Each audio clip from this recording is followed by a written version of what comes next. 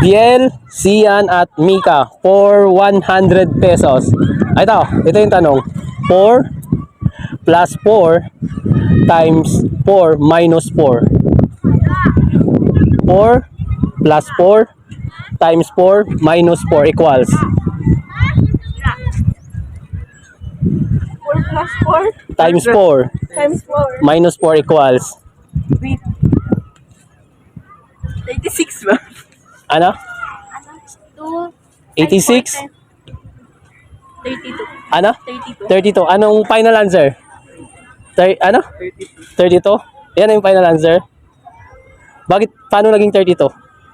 Explain, Mika. 4 times 4 Oo. equals 4. Kasi po 4 plus 4 Equals 8.